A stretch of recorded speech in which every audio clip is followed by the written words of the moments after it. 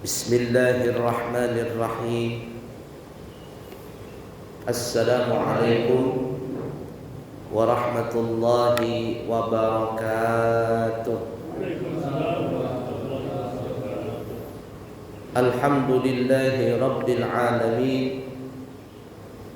Allahumma fasalli wa sallim ala sayyidina wa nabiyyina wa maulana Muhammadin sayyidil anbiya'i wal mursalin sayyidil malaikati wal insi wal jinni ajma'in wa ala alihi wa ashabihi wa azwajihi wa dhurriyyatihi wa man tabi'ahum bi ihsanin ila yaumiddin, amma ba'd. Di subuh hari Ahad yang berkah ini kita akan membahas dari nasihat Abdullah bin Amr, seorang sahabat radhiyallahu taala anhu, yang mana nasihat ini sangat baik bagi kita untuk mengamalkannya. Abdullah bin Amr radhiyallahu taala anhu, beliau berkata, Abdullah bin Amr bin As, sahabat ya. Beliau berkata, khamsun man kunna fihi sa'ida fid dunya wal akhirah. Ada 5 perkara, ada 5 hal, jikalau 5 ini dimiliki oleh seseorang, baik yang muslim laki-laki atau muslimat, muslim perempuan, sa'ida fid dunya wal akhirah, maka niscaya dia akan beruntung, berbahagia, senang, baik di dalam dunia apalagi sampai ke negeri akhirat. Nah, ini perlu, apalagi kita hidup di zaman sekarang ini yang penuh dengan fitnah, yang penuh dengan ketidakpastian. Yang benar jadi salah, yang salah jadi benar. Bingung kita. Ya. Nah, untuk kita bisa bahagia diri kita nih dan keluarga kita juga utamanya, maka Abdullah bin Amr bin As memberikan nasihat kepada kita, miliki 5 hal ini. Kalau kita memiliki 5 hal ini, kita akan selamat dari dunia sampai ke negeri akhirat. Alhamdulillah. Alhamdulillah. Apa yang 5 itu? Awwaluha ayat qura la ilaha illallah Muhammadun Rasulullah waqtan ba'da waqtin. Yang bisa menyelamatkan, yang bisa membahagiakan seseorang itu dari dunia sampai ke negeri akhirat adalah selalu berzikir la ilaha illallah Muhammadun Rasulullah waqtan ba'da waqtin, yakni setiap saat. Semakin banyak kita berzikir la ilaha illallah Muhammadun Rasulullah, ini adalah kunci masuk surga. Karena miftahul jannah la ilaha illallah. Itu kan lagunya. Kunci surga adalah la ilaha illallah. Lebih sempurnanya Muhammadun Rasulullah. Bahkan di dalam hadis Bukhari, akhir daripada kitab Imam Bukhari, ya, di situ Imam Bukhari menyebutkan hadis yang berkaitan dengan akhir daripada hayat manusia. Jar Nabi, man akhir kalamihi la ilaha illallah dakhala jannah. Siapa yang akhir hayatnya mengucapkan la ilaha illallah dakhala jannah, maka dia akan masuk surga. Itu kuncinya di situ. Dan luar biasanya la ilaha illallah ini tidak perlu menggunakan huruf bibir. Itu salah satu hikmahnya kenapa Allah mempermudah la ilaha illallah itu. Karena orang pada saat sakaratul maut itu bibir akan keluh. Yang paling parah ditambah lidahnya akan menjadi pendek. Lihat saja kalau orang sudah meninggal dunia, biasanya lidahnya akan tertarik ke dalam. Tapi Allah mempermudah kalau ingin selamat masuk surga di akhir hayat, la ilaha illallah. Kita mulut la ilaha illallah nggak perlu mulut tertutup bibir bapak-bapak. Dah, la ilaha illallah, mulut terbuka. Pernah lihat tidak orang sakaratul maut? Hampir rata-rata orang sakaratul maut mulutnya itu napas-napas detik-detik terakhir. Nanti kita akan merasakan semuanya itu. Kita belum tahu lagi. Tapi hampir semua orang sakaratul maut begitu. Terkadang mengaruh. Tahu mengaruh? Yang di orang di ruang ICU itu. Di sini tenggorokan sini. Terjepit dia. Kalau dia sadar, dia bisa mengucapkan la ilaha illallah, nggak perlu pakai bibir. Kalau lidahnya pendek, nggak apa-apa. Yang penting ada la ilaha illallah. Itu kunci untuk masuk surga. Dan kunci bahagia di dunia juga la ilaha illallah Muhammadur Rasulullah. Maksudnya apa ya? Waktan ba'da waktin ini adalah zikir di mulut, tetapi juga zikir fil qalbi. Resapi la ilaha illallah itu dalam hati. La ilaha illallah, tiada Tuhan selain Allah. La ilaha illallah, la razika illallah, tidak ada yang memberikan rezeki kecuali Allah. Tidak ada yang memberikan ketenangan kecuali Allah. Tidak ada yang memberikan kesempurnaan kecuali Allah. Tidak ada yang memberikan keselamatan kecuali Allah. Tanamkan itu dalam hati. La ilaha illallah menjadi darah daging, maka orang senang, bahagia dalam hidup ini. Kenapa? Karena semuanya kembali kepada Allah. Qada dan qadar, baik dan buruknya itu hakikatnya datang dari Allah.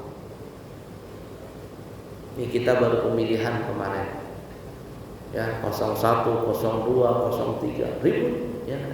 Sampai ada di daerah mana tuh saya lihat dikirim teman saya di daerah Madura, ketua PKPPS-nya apa istilahnya itu ya, tidak memberikan undangan kepada warga, habis dibacok, hampir mati sudah, bukan hampir mati lagi, sudah sakaratul maut gitu. Tidak tahu gimana riwayat hidupnya sudah. Ya, tapi kita yang berpegang dengan Allah Ta'ala, siapapun yang menang itu adalah pilihan Allah. Dan itu adalah gambaran dari rakyatnya. Kita ini ya, siapa yang menang nanti, siapa yang jadi pemimpin kita, itulah takdir dari Allah Ta'ala. Dan itulah buah dari hasil kita sebagai rakyat.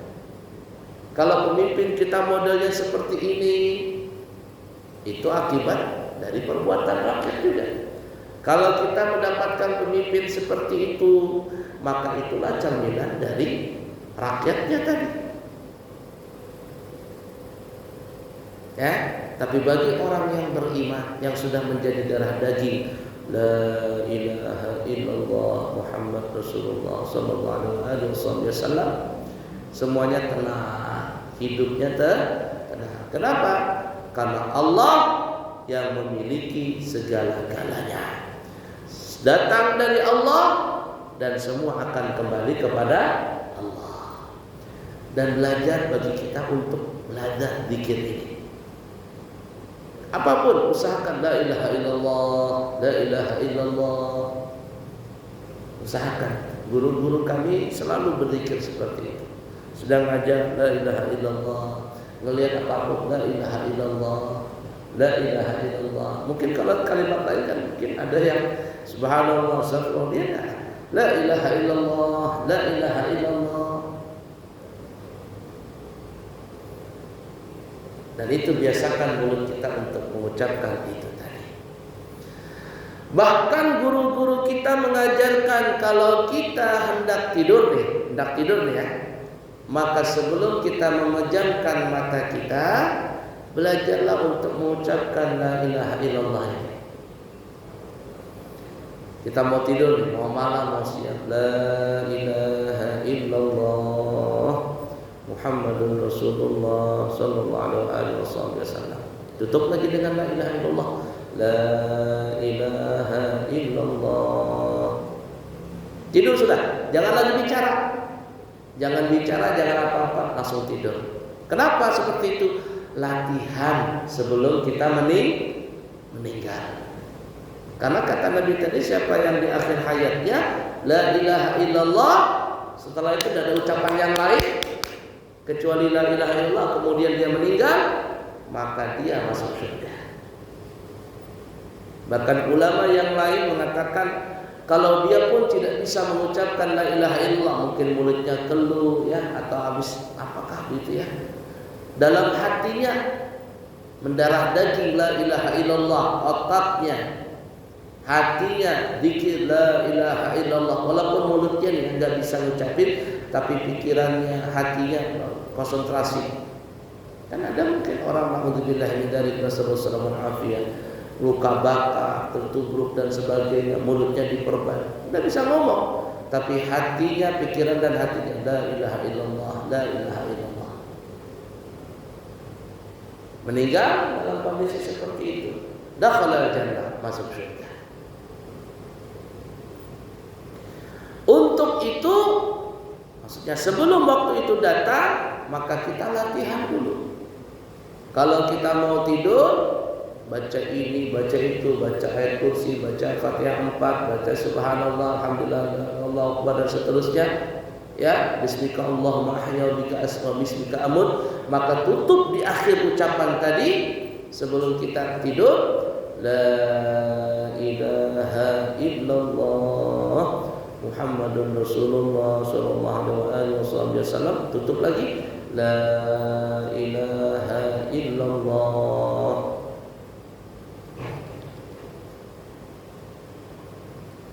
Sampai terpecah. Latihan. Jadi siapa yang selalu berzikir dengan lisannya, ya,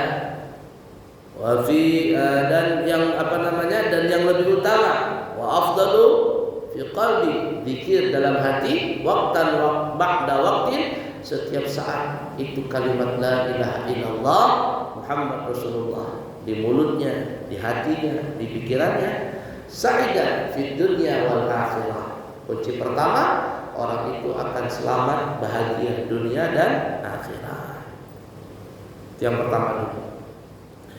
Yang kedua, kata Abdullah bin Amr bin Auf, yang menjadikan seseorang itu bisa gembira, bahagia dunia dan akhirat adalah wa idza batuliya alaihi bibaliyatin qala inna lillahi wa inna ilaihi raji'un wa la hawla wa la quwwata illa billahil aliyyil azim. Apabila dia kena musibah, cobaan, maka dia mengucapkan inna lillahi wa inna ilaihi raji'un. Kita milik Allah, kita kembali kepada Allah. Apa saja datang dari Allah dan kembali kepada Allah. Wala haula wala quwwata illa billahil aliyyil azim. Tidak ada daya, tidak ada upaya kecuali pertolongan dari Allah. Namanya hidup di dunia ini, nggak mungkin orang nggak pernah dapat cobaan. Pasti dapat cobaan. Coba kita ini hidup berapa tahun sudah di dunia ini? Siapa seumur umur hidup nggak pernah dicoba? Pasti kena cobaan. Ya sakit lah, nggak punya duit lah, dibenci, dihirin orang lah, dijelek-jelekin orang lah, difitnah orang lah, ada saja. Semua pasti ada kena cobaan. Ada yang dicoba dengan dirinya sendiri, sakit lah dan sebagainya. Ada yang dicoba dengan istrinya cerewet, ada ngomel aja melulu. Ada yang dicoba dengan suaminya, istrinya baik, suaminya yang nakal. Ada yang dicoba dengan mertuanya, ada yang dicoba dengan orang tuanya sendiri, ada yang dicoba dengan anaknya, ada yang dicoba dengan iparnya, keluarganya, tetangganya, teman kantornya, sahabatnya. Wah, di dunia ini gak pernah sunyi dengan cobaan. Namanya hidup di dunia ini penuh dengan cobaan. Kalau ingin tidak ada cobaan, nanti di dalam surga. Kalau sudah dalam surga itu tidak ada yang nikmat, semuanya nikmat. Ya, bahkan orang di dunia ini umpamanya seorang suami mau nikah 2, 3, 4 susahnya setengah mati. Di surga nggak ada, aman.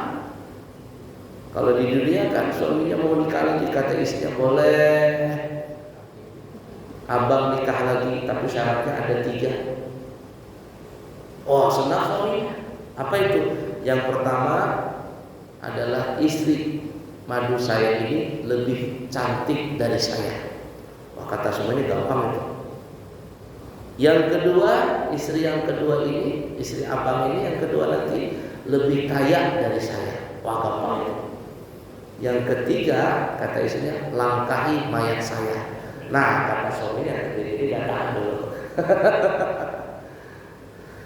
Tapi di surga nggak ada cemburu-cemburuan, nggak ada sedih-sedihan, semuanya senang. Allah cabut itu rasa cemburu dalam hati seseorang. Nah, jadi kalau mendapatkan musibah, inna lillahi wa inna ilaihi raji'un. Suatu ketika di malam hari, ketika Nabi berserta Siti Aisyah, tiba-tiba lampu minyak mati. Lampu, bahasa kitanya lilin, lampu minyak mati. Tak begitu. Lalu Nabi mengatakan, inna lillahi wa inna ilaihi raji'un. Kata Siti Aisyah, ya Rasul, nggak ada orang meninggal, nggak ada orang meninggal. Kenapa mengucapkan inna lillahi? Kata Nabi, tidak perlu orang meninggal, ini juga musibah. Mati lampu pun juga itu musibah. Jadi apapun musibahnya, yang kecil sampai yang besar, inna lillahi wa inna ilaihi raji'un. Bahkan Sayyidina Umar bin Khattab, Umar bin Khattab atau Umar bin Abdul Aziz, ketika beliau dipilih menjadi khalifah, jadi khalifah ya, apa yang beliau ucapkan? Alhamdulillah, pesta pora, makan-makan. Nah, ketika beliau diangkat menjadi khalifah, beliau mengucapkan inna lillahi wa inna ilaihi raji'un. Ini adalah musibah buat saya. Artinya kalau seandainya boleh memilih, maka saya tidak mau jadi pemimpin. Tapi karena ini amanah, maka mau tidak mau diterima amanah tadi sebagai khalifah, sebagai pemimpin. Bukan menjadi kegembiraan sebagai pemimpin itu, tapi menjadi musibah. Karena kalau seandainya, Sayyidina Umar tadi katakan, di satu negeri, di bawah kepemimpinan beliau, di ujung negeri itu ada orang yang lapar, maka aku, kata Sayyidina Umar, akan menanggung beban di akhirat. Oleh karenanya, suatu ketika Sayyidina Umar bin Khattab radhiyallahu taala anhu, ketika beliau menjadi khalifah, beliau jalan di malam hari, ngontrol pas masyarakatnya di kota Madinah, ngontrol. Ada apa di kota Madinah ini? Kalau pemimpin kita kan enak tidur. Sayyidina Umar nggak tidur malam, keliling. Beliau melihat ada rumah yang lampunya masih nyala. Beliau dekati, ternyata di situ ada seorang perempuan lagi masak. Masak. Kata Sayyidina Umar, apa yang kau lakukan wahai ibu? Ibu ini nggak tahu ini Sayyidina Umar. Saya lagi masak. Untuk siapa kau masak? Untuk anakku. Anakku tuh menangis-nangis, ingin makan, tapi nggak ada makanan.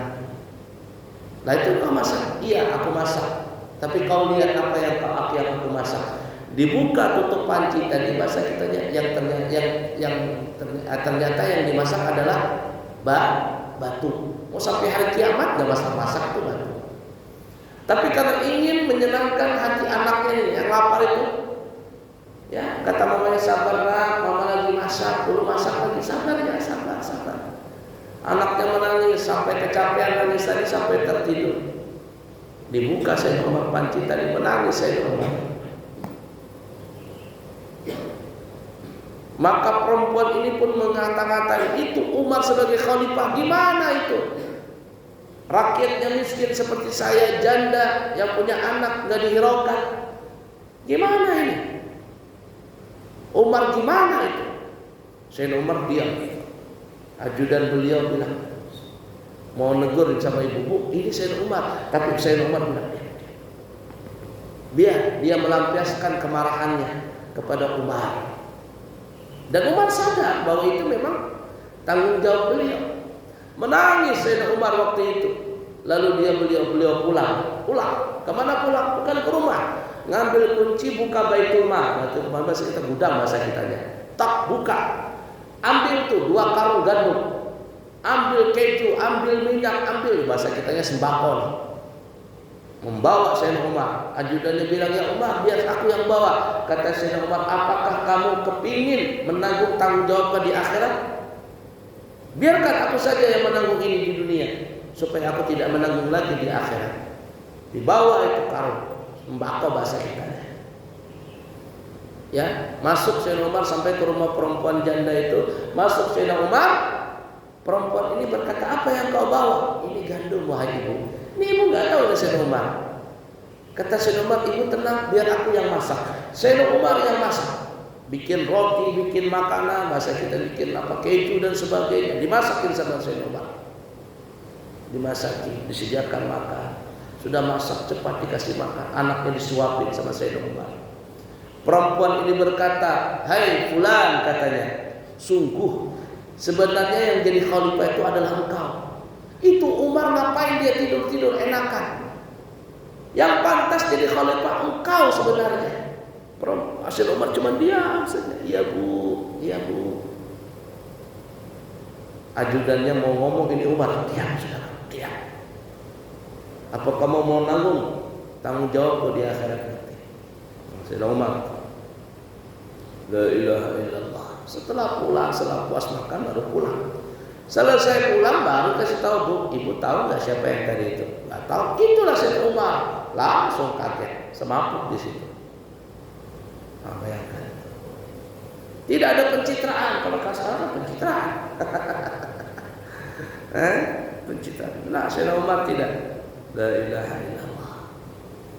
Nah, jadi kalau kita sebagai orang beriman mendapatkan musibah apapun, yang kecil kah sampai yang besar, maka ucapkan inna lillahi wa inna ilaihi raji'un.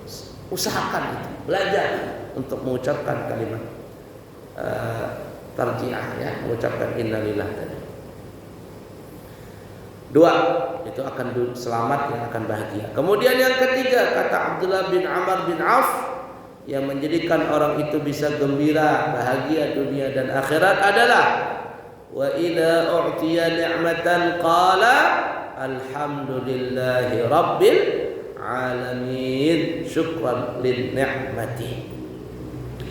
Apabila Allah memberikan kepada dia nikmat apapun sudah, maka dia selalu mengucapkan alhamdulillah wa syukrulillah. Alhamdulillahi rabbil alamin. Alhamdulillah wa syukrulillah. Sering-sering ucapin itu. Ya, alhamdulillah, alhamdulillah. Bahkan ada orang yang sudah makomnya tinggi ya, dia tidak lagi mengucapkan innalillah ketika dapat musibah. Enggak, dia mengucapkan alhamdulillah katanya. Kenapa alhamdulillah? Karena masih ada yang lebih sehat lagi. Ya, ditubruk lupa naudzubillah min dzalik lupa blok.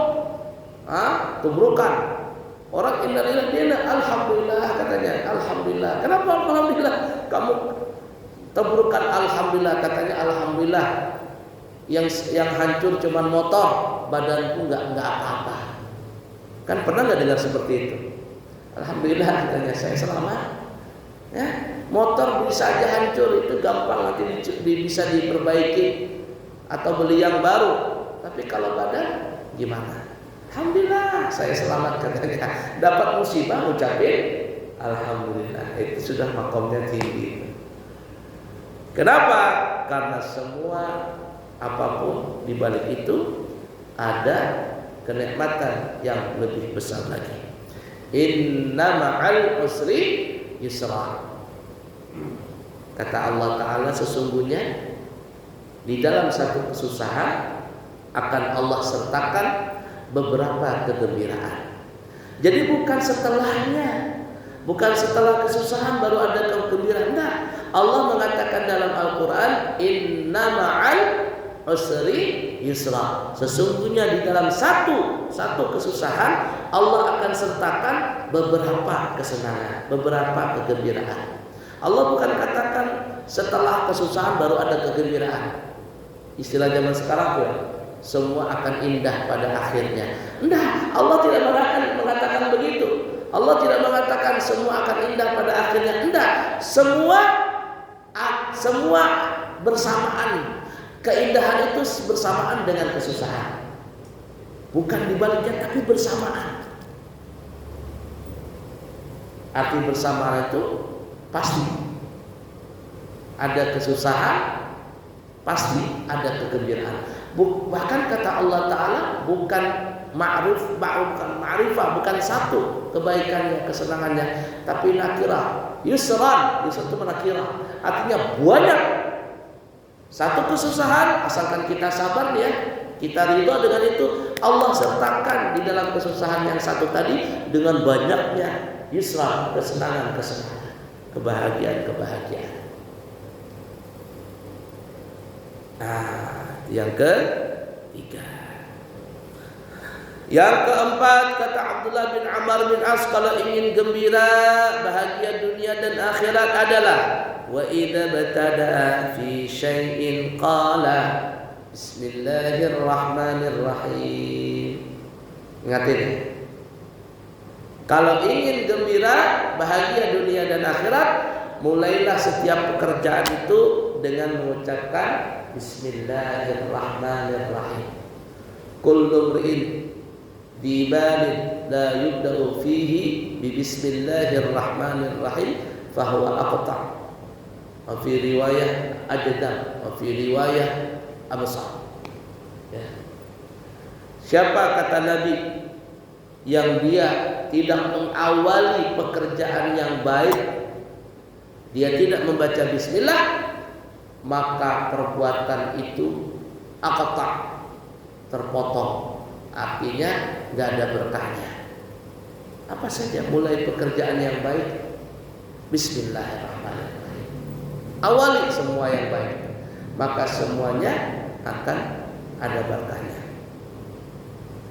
Bismillah tawakkaltu ala Allah. Makanya Bismillah, Bismillah, Bismillah. Lagu zaman dulu. Ada juga dulu saya masih kecil lagu orang Bugis itu, lagu orang Bugis, apa orang Bugis di sini. Ya, melangkahkan kaki juga baca Bismillah. Dulu ada lagu orang Bugis. Awal semua pekerjaan baca Bismillah. Bahkan mohon maaf, dalam melakukan hubungan badan itu baca Bismillah. Ini orang Banjar ya, istilah orang Banjar. Kalau ngelihat tuh anak nih ya, nakal banget, nggak bisa dinasihatin, mucil, nakal lah, pokoknya nggak karuan sudah. Orang besar nih ya, tahu siapa itu, mau menasihatin nggak mau terima dia. Terkadang orang ini bilang, aduh kamu nakal banget, jangan-jangan abah mamamu waktu mau ulah ikan ini kada bismillah katanya. Ya, saking nakalnya nih anak ini. Ya, orang ini bilang mungkin abah mama ikan ketika mau ulah ikan ini kada bismillah. Saking nakalnya itu nah. Bisa jadi main serobot saja kada bismillah. Habis kelakuan anaknya itu. Makanya kalau ada orang berhubungan tidak baca bismillah, tidak baca Allahumma jannibna syaitan wa jannibna syaitana ma razaqtana, syaitan ikut nimbrung di situ. Syaitan ikut nimbrung. Maka jangan disalahkan. Kalau anak itu nanti sudah lahir besar dia kelakuannya jadi orang Banjar membalat. Nah, kenapa? Salah sendiri karena tidak baca bismillah. Baiklah ya, itu yang keempat. Kemudian yang terakhir, wa idza afrata minhu damban qala astaghfirullahal azim wa atubu ilaihi. Dan apabila dia melakukan kesalahan, maka dia membaca istighfar, astaghfirullahal azim wa atubu ilaihi. Yang namanya kita manusia ini, al insanu mahallul khata'i wan nisyan. Manusia ini tempat salah dan sempat khilaf. Ya. Salah dan khilaf, ada yang sengaja, ada yang tidak sengaja. Kita ini hati-hati nih ya. Sudah konsentrasi, sudah berhati-hati, bisa kesalah, apalagi yang tidak bisa konsentrasi. Jadi kesalahan itu ada yang sengaja, ada yang tidak sengaja. Mau sengaja kah tidak sengaja, kalau salah ya salah. Maka sebaik-baik kita melakukan kesalahan yang sengaja atau tidak sengaja, maka ucapkan astaghfirullahaladzim wa atubu ilaih. Aku minta ampun ya Allah dan aku bertobat kepada Nabi kita Muhammad sallallahu alaihi wasallam. Nurun ala nurin, tuhrun ala tuhrin. Cahaya di atas cahaya, suci di atas kesucian. Maksum, Nabi kita tidak pernah berbuat salah, tidak pernah berbuat dosa. Tapi apa kata Nabi? Tapi aku kata Nabi mengucapkan istighfar setiap hari tidak kurang daripada 70 kali. Wa fi riwayat mi'ah marrah, 100 kali Nabi membaca istighfar. Lah kita ini yang dosanya bertumpuk-tumpuk sudah. Kalau kurang sehari baca istighfar dari 70 kali, maka Bang Haji Roma Irama mengatakan sungguh terlalu. Baiklah Bapak Ibu para jamaah sekalian yang disayangi Allah dan dicintai Allah, itulah nasihat daripada Abdullah bin Sa'ad bin As, Abdullah bin Amr bin Auf, yang memberikan kepada kita wejangan kalau ingin selamat dunia dan akhirat, bahagia dunia akhirat, maka amalkan yang 5 tadi. Pertama, tanamkan la ilaha illallah Muhammad Rasulullah zahiran wa batinan.